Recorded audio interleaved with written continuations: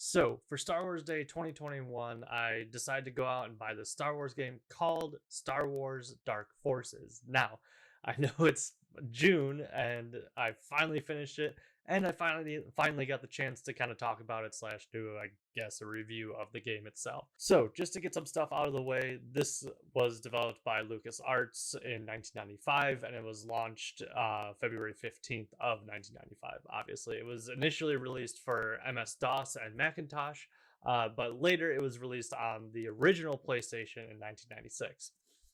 Now, what makes me think it is a Doom ripoff? Well, compared to the original Doom, there are a lot of similarities between Star Wars Dark Forces and the Doom, the original Doom game.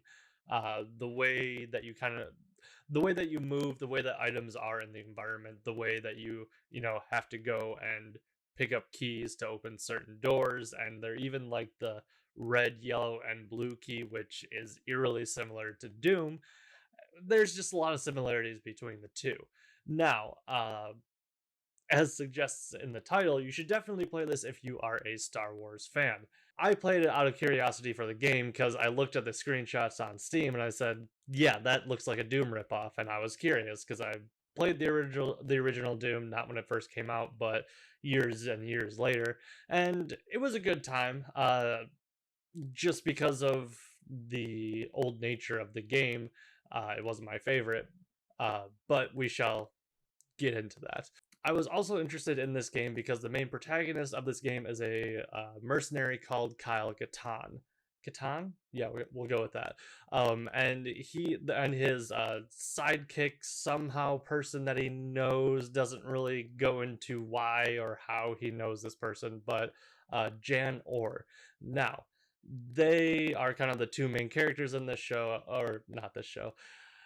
Now they are the two main characters in this game, and they Jan mostly flies the ship. You don't really get to interact with her at all, but you play as Kyle Katarn.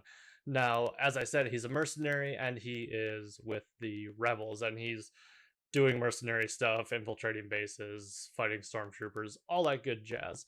But the main thing that interested me about him and this game overall was I played, as it turns out, a later sequel to this, which has a completely different title, but it has the same characters, and the name of that game is Star Wars Jedi Knight 2: Jedi Outcast. I played this probably before I even played the original Doom, besides the point. And it has Kyle Katarn, and it's a newer game, different plot, all that kind of stuff, but they're still mercenaries. So this is why this is part of the reason why I wanted to play this game, to just kind of see the origins of this story. So one thing that I did want to talk about, just to say it's a Doom ripoff just seems too easy, seems slacker-ish. So there are things to compare and contrast, and I have to state this: it honestly is just a Doom ripoff. But one thing that does differ from it, which, given the type of game that it is, helps with the immersion a bit.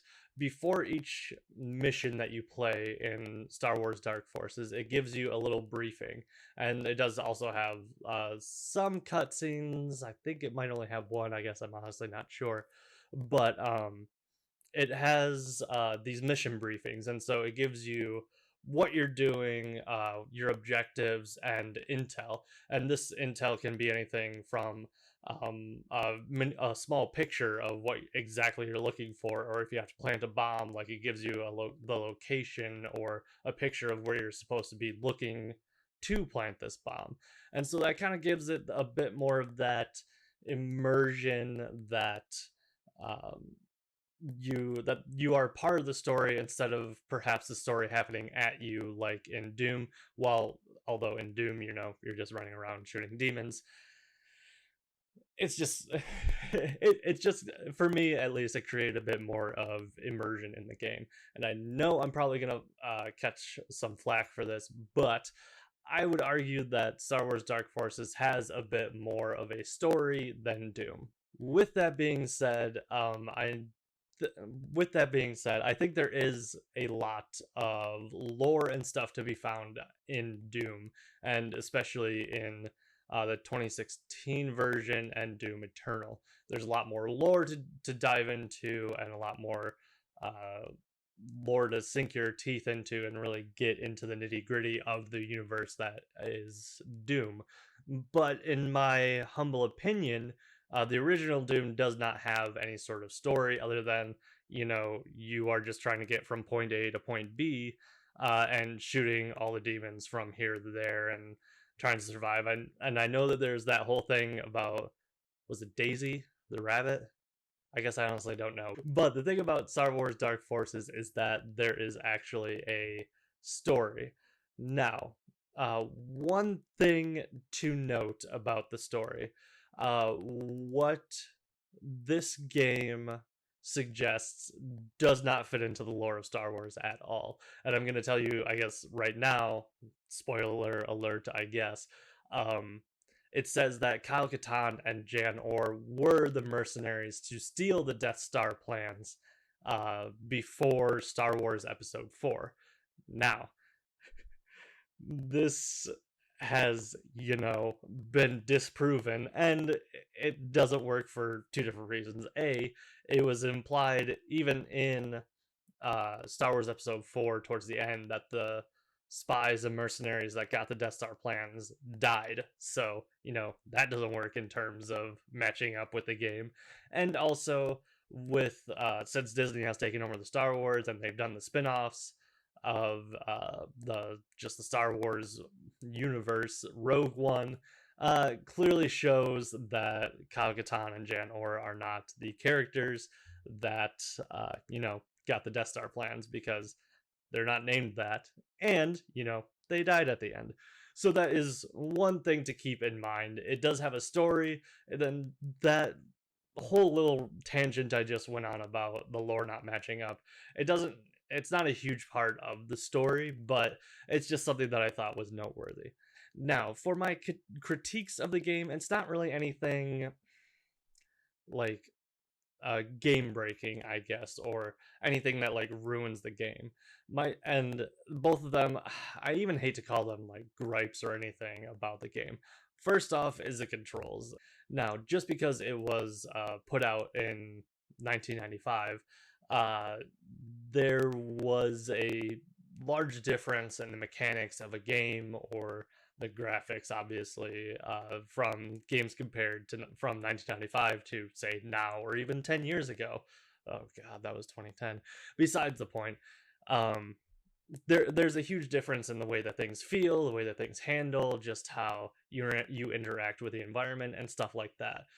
The controls, while functional, they were just kind of annoying sometimes to deal with, whether it was trying to like hit a button to open a door, whether it was trying to jump up on a ledge, whether it was trying to even just look up and down, because the keyboard buttons that were bound to that were completely different from looking horizontally, and to look up and down vertically, those were on the keyboard, and it was just kind of a weird setup.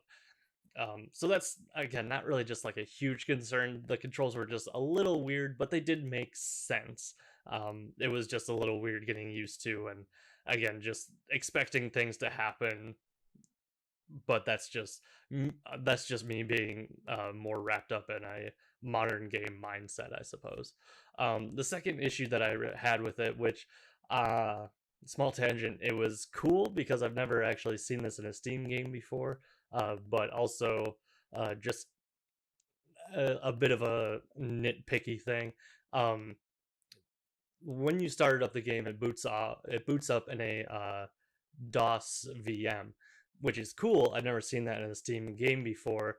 But the problem is, when it would boot up, it would sometimes it wouldn't accept input from controls or anything, so I couldn't actually continue on through the menus of the game to be able to start playing.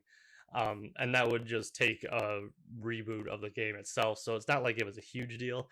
And I can also accept the fact that going from a MS-DOS VM, converting all of that into something that works in Windows 10, I can completely understand that it's not going to work 100% each time, and if it just takes a reboot, there's I really should not be complaining at all. It's not like I had to code anything or I had to delete a file or mess with any of the files. It just took a reboot. So honestly, it's very nitpicky, but just something to something that got annoying after a little while of having to restart the game every time that I did want to sit down and play. So overall, I would say that Star Wars Dark Forces was a fun game. It was interesting to just see how Star Wars universe was being thought about in 1995. Just the way that they approached the game, how it honestly was just kind of a ripoff of Doom, how the lore doesn't really match up in terms of the movies versus this game. It was just a fun experience overall. At times a bit frustrating because of the controls, but uh, that a little nitpick can easily be overcome. And yeah, that's about it. So, with all that being said, I would love to hear your comments down below. Anything that you have that you want to say about the game, about the video itself, about how the lore is just kind of all over the place with this game. Anything and all thoughts, I would love to hear about down in the comments. Hitting the like button is also a big help for me. If you aren't a subscriber, please consider hitting that subscribe button, ringing the little bell, and setting notifications to all. I am gonna try to not spam your inbox with all these random videos. I'm trying to go in a slightly new direction. Would love to have you on board. Would love to hear from you down in the comments. And with all that being said, I will see you guys in the next video.